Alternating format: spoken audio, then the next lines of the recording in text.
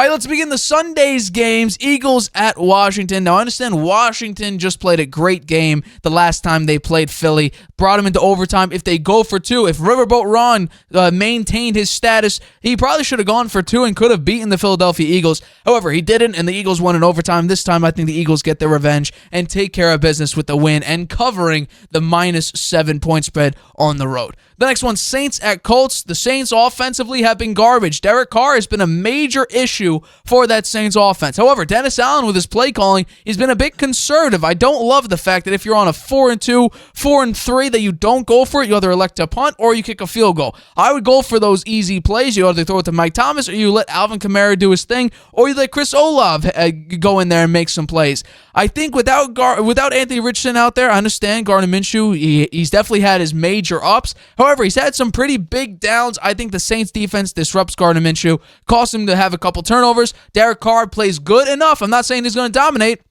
I think he'll play good enough. I think the Saints will win and cover the -1 point spread on the road. This next game is probably one of the biggest of the weekend. Jaguars at Steelers. The Jaguars are favored by 2.5 on the road. This is going to be a hell of a game. Mike Tomlin, never had a losing season. He gets close, but he's never had a losing season. I think it's going to be interesting to see what the Jacksonville Jaguars do against this Steelers defense, because also the Steelers offense with Deontay Johnson in there, along with George Pickens, Najee Harris is doing pretty well, and then was it TJ Warren? He's been a pretty good running back this year. I think the Steelers team is going to be interesting. They just went up and beat the Los Angeles Rams. The Jaguars, this is a statement game, I believe. You went into London, you beat up on the Bills, which was a great win for you. You're on this winning streak. You're looking better than you did. The slow start that you've had in the past couple seasons, I think that has stopped, at least so far this season. I think you start that winning streak. I'm hopeful, because I'm picking you, that you go out and win the Steelers, but beat the Steelers. But I think this is a tough game, but I will pick the Jaguars to win and cover the -2.5 point spread on the road. The next one, Jets-Giants Subway Series NFL edition. Every 4 years these teams play. I got the Giants +3. And this is the major reason why. I simply trust Tyrod Taylor's experience, his calm, cool collectiveness that we've seen in the first 2 games that he's started for the Giants so far this season. I trust it more than I trust Zach Wilson under pressure, under duress. I'm going to take the Giants to win here. The defense is playing much better, but they both have very, very similar issues. Bad offensive lines, underwhelming defenses, a strong run game, I would say, a dependent run game, Breece Hall and Saquon Barkley. Quarterback, though, it's been an issue. It has been an issue, but I will take the experience and the veteran leadership of Tyrod Taylor to go out and win and beat the Jets and win straight up, obviously cover the +3 point spread at home. The next one, Texans at Panthers. Both these teams coming back from a bye. I will take the better quarterback and the better team. That is the Houston Texans to win and cover the -3.5 point spread on the road, strictly because Bryce Young has not been all that great. He's definitely so far not lived up to his #1 overall pick status, but an underwhelming offensive line, no true wide receiver threats. I think he's undersized. That was one of the big draft notes going into this year was he's very undersized. He can get hurt easily if you have a 325-pound guy falling on you. The offensive line is not all that great. The defense, Brian Burns, actually, he's dealing with an injury. He's questionable for this week. So if you lose your best defensive piece, you're probably not going to be all that great. So I will take the Houston Texans to keep the Panthers winless and cover the -3.5 point spread on the road. The next one, the Patriots at the Dolphins. I don't think a lot of people understand how tempted I was to pick the Patriots straight up to win. But then I heard Jalen Ramsey's coming back. I heard Tyreek Hill's going to be healthy to go. And I was like, okay. Also, Raheem Mostert will also be good to go. And I said, okay, the Patriots won't win this game, but I think they'll cover because they are one of the only teams this season to slow down the Dolphins. The Eagles and the Bills both stopped them, basically. The Patriots slowed them down. I think something similar happens, and especially when you're almost giving me a double-digit point spread for a team that just beat the Buffalo Bills, and Mac Jones looked phenomenal in that game, and I think, honestly, truthfully, I think the Bills have a better pass rush than the Dolphins do, and the Patriots' offensive line miraculously took care of that pass rush. I'll take the Patriots to keep it close, but I do have the Dolphins winning at home, but the Patriots do cover the +9.5 point spread. The next one, Falcons at Titans. This is a tale of two teams that play two entirely different ball games at home and on the road. Mike Vrabel is one of the best home underdog coaches in NFL history. Against the spread, I have the number right here. Mike Vrabel, since 2018, is the best head coach as an underdog at home. He's 22-21 outright when being a home underdog, and he's 26-16-1 against the spread. He's been a phenomenal coach when he is a home underdog, and the Falcons so far this season have won one singular game on the road, and that, I believe, was last week. Yeah, last week against Tampa Bay. Tampa Bay is no longer a great team in the NFL currently. I think the Saints and the Falcons are going to separate themselves after this week. Tampa already lost on Thursday. I think the Falcons will separate themselves at some point this season, and the Saints, I think they will get back on track. But I think just because the Falcons don't play very well on the road and the Titans play much, much better at home, I understand Ryan Tannehill won't be there, and they just got rid of their best safety. I think with Will Levis coming in there, and I think Malik Willis will play at some time in the game, but Will Levis will be the starting quarterback. I will take the Titans to win, and win outright. I trust Will Levis. He should have been a top 5 pick, top 4 pick, but he came in the second round, draft in the second round. I think it's going to be interesting to see just how well he plays, but I will take the Titans to win this game. The next one, the Vikings at the Packers. After coming off that dominant win, I'll take the Kirk Cousins-led Minnesota Vikings to pull out another victory against the Packers. Jordan Love has not been the quarterback that I think at least a lot of people, especially in Green Bay, were hoping he would be. The next predecessor to Aaron Rodgers. He's been nothing like that. Do I think he could be good enough to at least pull out some wins here and there and go to the 7-10, 8-9 record? I do think he could do that, but currently he's had a horrible completion percentage. Interceptions the past couple weeks have really, crushed this team's hopes, at least on offense, to put up some points. I do think with the way the Vikings have been playing recently, I will take them to win and cover the 1.5 point spread on the road. The next one, Rams at Cowboys. Cowboys favored by basically a touchdown. I'll take it through and through, strictly because the way the Rams have been playing recently, I don't love it. I really don't love it. And especially, I think the Cowboys need a dominant victory to get them back on track, to put them back on the mat, to a morale boost, to get back to the dominant team they were at the beginning of this season. Jerry Jones is making,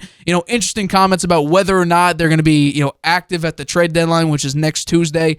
I think it's going to be interesting to see what exactly happens in the next coming days. But I do think Micah Parsons and this defense, I think they'll dominate I would say a decently poor offensive line, and especially with their top running back out. I understand Cooper Kupp's back. Puka Nacua, great rookie receiver. I just think they'll disrupt Matthew Stafford enough. But my big thing is Matthew Stafford has been consistently inconsistent. He's been playing okay the past couple weeks. He's going to have a bad game. I do think this is the game he has a bad game against a ferocious defense. I'll take the Cowboys to win and cover the 6.5 point spread. The next one, the Browns at the Seahawks. Deshaun Watson out once again against the Seahawks, so PJ Walker will be in there, but I think the Seahawks, they have much more talent than the Browns do. The running back situation, obviously with Nick Chubb out, hasn't been great, but it's been pretty effective. I just think the way the Seahawks have been playing, I believe they're also rocking their vintage jerseys. That should be a great thing to see. Their old vintage, like light blue and neon green jerseys. I love those jerseys. They'll be rocking those, so I think there'll be some motivation. I think they'll play better because, generally, I would say that if you're in a vintage jersey, you're representing the vintage times. You play better. You rock a little bit more swagger than you normally do on any given Sunday. This is a special week for the Seahawks. You have JSN. You have Tyler Lockett. You have DK Metcalf. Geno Smith has been playing pretty effectively. I would take the Seahawks to win and cover the -3.5 point spread against the Browns at home. The next one, the Chiefs at the Broncos. This time, I believe the last time these teams played, I believe the point spread was 8.5, and the Chiefs barely covered. It may have been 8.5, or it may have been a little bit closer. But I will take the Chiefs to continue their dominant winning streak over the Denver Broncos. I just think the way the Broncos have been playing has been lackluster, as I expected. I expect them to be a little bit better, but I didn't expect them to be dominant in the NFL or even in the AFC, or rather even in their own division in the AFC West. The Chiefs right now, their offense seems to be getting going. It seems to be much better than it did to start the year. The defense has been pretty good so far, as it has been throughout the year. Surprisingly, the story of the Chiefs has been the defense. I think that continues against Russell Wilson and the Denver Broncos. I'll take the Chiefs to win and cover the -7.5 point spread on the road. The next one, we talked about this earlier on in the show. Sam Darnold maybe will start. Brock Purdy may get the start, depending on if he clears concussion protocol. But it is the Bengals at the 49ers. The Bengals are +4 road underdogs, and I'll take that, +4.5. I'm just looking at the trend here. The 49ers haven't been playing that well so far. The Bengals seem to be jump-starting their season a little bit later than I think most people would like. But I do think Joe Burrow, Jamar Chase, T. Higgins, Joe Mixon, a growing offensive line and a building defense. I'll take them to beat the 49ers in a shocker, and the 49ers continue their losing streak at 3 games. I'll take the Bengals to win outright and cover the plus 4.5 point spread. The next one, Ravens, minus 9.5 point favorites on the road against the Cardinals. Now, a lot of people would say pick the Cardinals plus 9.5. However, I'm not going to be one of those people. I'll take the Ravens minus 9.5. I thought the Lions at least put up some sort of fight. I actually picked them to win last week, and boy, that was probably one of the worst picks I've had my entire time doing the Harvey Hot Hand or just picking games in general. They dominated that game through and through from the jump. They had like 300 yards, and I don't think the Lions had a first down in the entirety of the first half. So I'll take the Ravens right now. The Ravens are right now, I think, they're one of the only 2 or 3 teams in the AFC that you could say, okay, this team looks like a Super Bowl team. Lamar Jackson, passing-wise, the passing concepts have been much more advanced with Todd Monken. I think that's a great thing for Lamar Jackson. He looks like a much better thrower. I will take the Ravens to absolutely dominate the Arizona Cardinals, and I'll take them to win minus 9.5 points, but I'll take them to cover and win on Sunday. The next one, Sunday Night Football. Bears with Tyler Badgett at the Los Angeles Chargers with Justin Herbert. Tell me that this is not a better pick to pick the Chargers to win and cover the minus 8.5 point spread. The Chargers have been largely underwhelming, and especially that defense, as I think a lot of people expect, once again has been poor. Now, I would hope the defense would at least grow another year with Brandon Staley, but in fact, it hasn't been that. Khalil Mack had one phenomenal game with 6 sacks. Outside of that, they can't really stop anybody. They had numerous chances, especially against the Chiefs, where they normally play very, very close. The defense and the offense could not keep up with the Chiefs last week. And by the way, I'm done picking the Chargers at least for my Harvey Hot End. I think I picked them 2 straight times. They lost me both like 2 straight times, so I'm not picking them again. That's just lost money right there. But with Tyler Badgett being the quarterback, he actually played pretty well against the Raiders last week. I put up a number, I think put up 30-plus points in that game. It's very, very impressive, but I do think Justin Herbert and this offense will at least get something going. That's what I'm hoping. Something clicks on both sides of the ball, offense and defense for the Chargers against a quarterback like Tyler Badgett. I'll take the Chargers to win and cover the minus 8.5 points bet. I don't love the minus 8.5, but I'm trusting the Chargers one more time, at least for the pick, and then I may go back to them later on in the year for my Harvey Hot End. But right now, I'm just picking them in the normal picks. The final one, Monday Night Football, Raiders at Lions. Jimmy G is back. He's back, but is he better than ever? We'll have to wait and see. But I will pick the Lions to win and cover through and through the minus 7.5 point spread.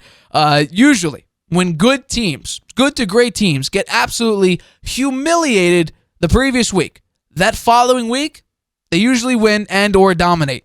So I will take the Lions to win and cover the minus 7.5 point spread. Jared Goff in this offense, after that horrible performance, they need to get the morale back to where it was early in the year when they were one of the best teams in the NFL. Now, can they get there? Will the Raiders be the point where they jumpstart? It was for the Patriots. We saw little inklings. Mac Jones, he looked much better against the Raiders. He was stepping into his throws.